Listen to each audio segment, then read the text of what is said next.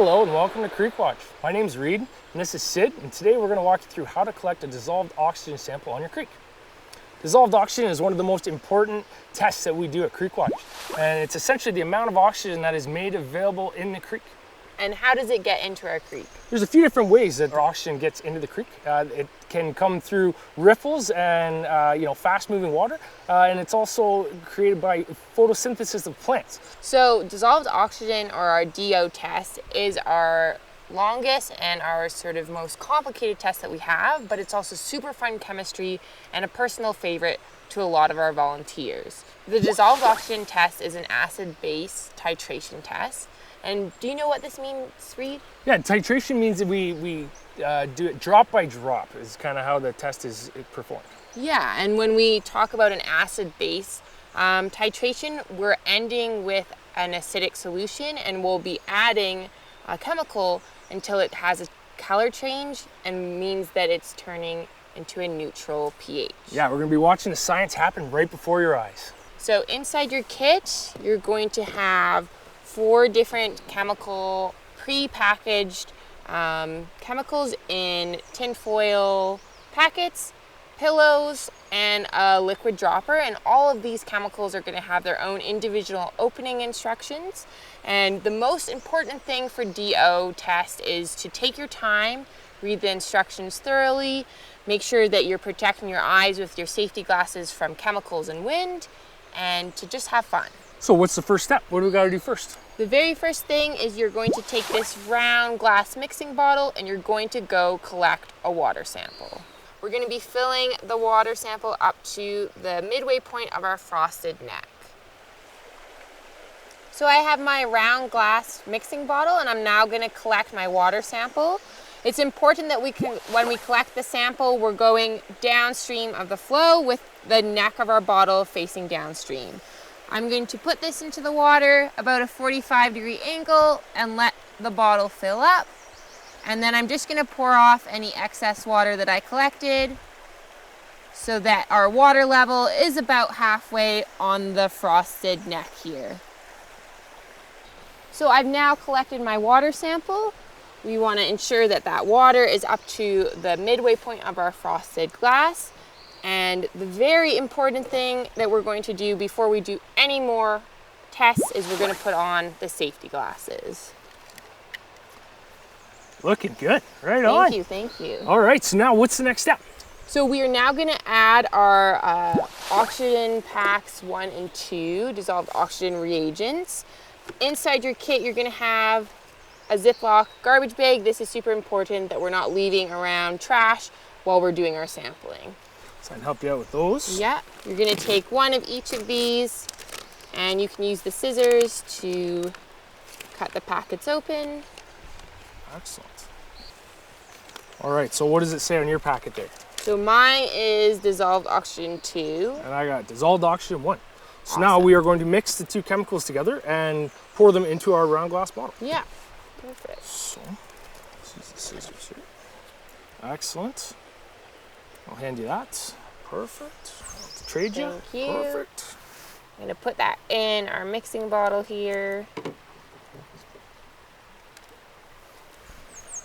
Excellent.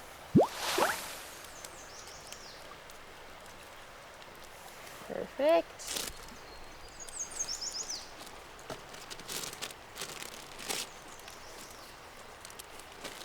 All right, so now we've got both chemicals in. Now we want to make sure that we are working over top of our wastewater bottle. There's going to be a bit of excess fluid here as we put in our dropper. So let's get that going. We're going to put our stopper on, and there may be some excess liquid that bubbles up, so that's why we're using our wastewater bottle. I'm dropping that stopper in, and I'm going to pour out any of that excess liquid. Perfect. And now to mix our chemicals, we are going to invert our bottle just by keeping one finger on top of the stopper, and you can keep one finger also on the base, and you're just going to invert that bottle. Excellent. Look at it all come together.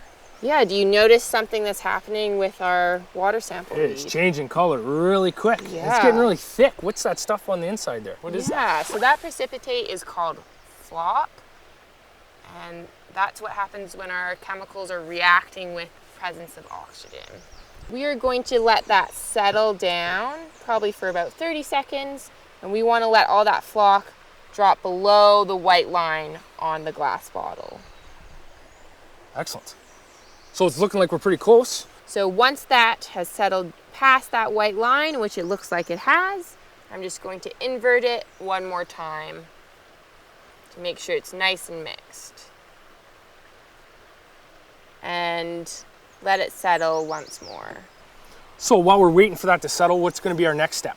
The next step is we are going to take our plastic pillows. This is our third reagent that we're going to be adding, and you'll need the scissors to cut these open as well. There you go. Thank you. Now how are we looking at the front there? Settled yet? Not totally it's settled, close. but close. Okay. Get this ready. So we're going to take our pillow packet out of the container. And we will need our scissors to cut this open.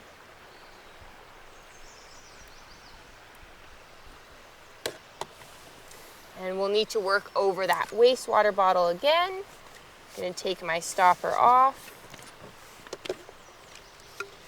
and pour that pillow packet in. I want to make sure that I'm pouring it in the center so we're not getting a bunch of chemical just on the side. There we go.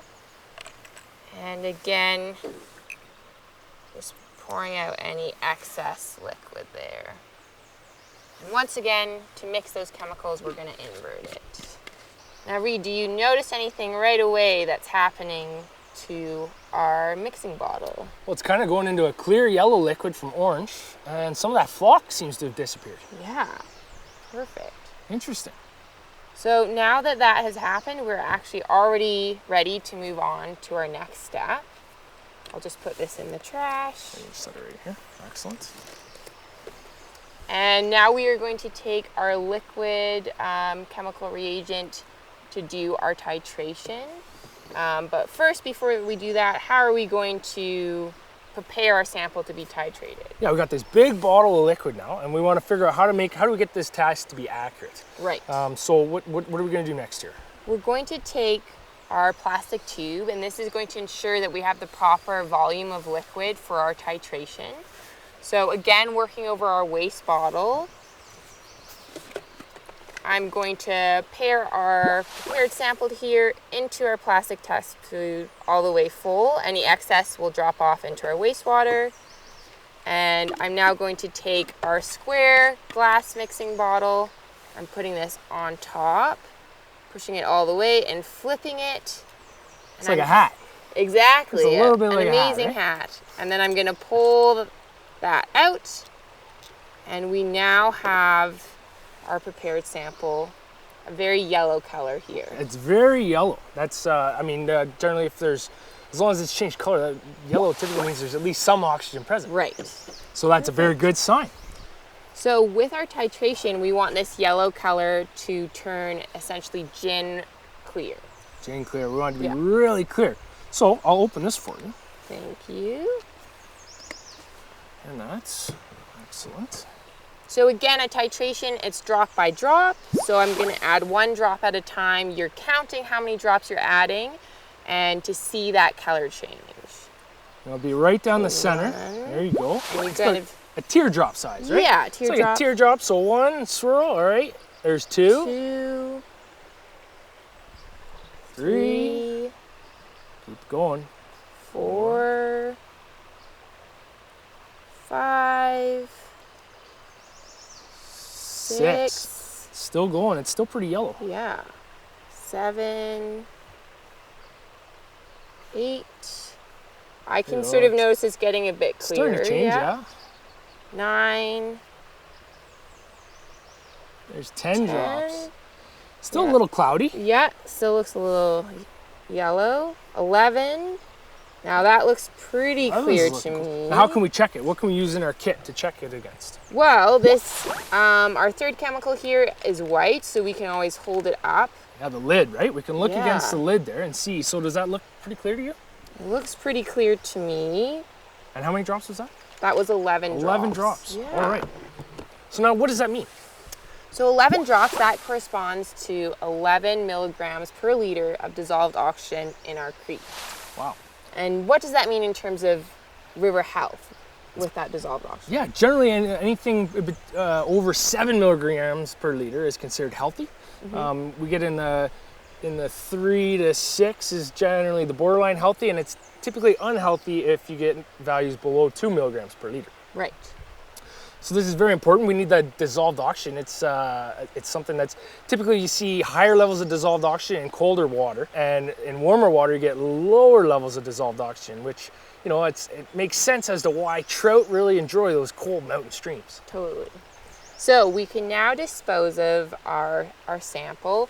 This liquid we're actually going to sort of keep on the side, and we can dispose of the liquid that's in our round glass bottle here.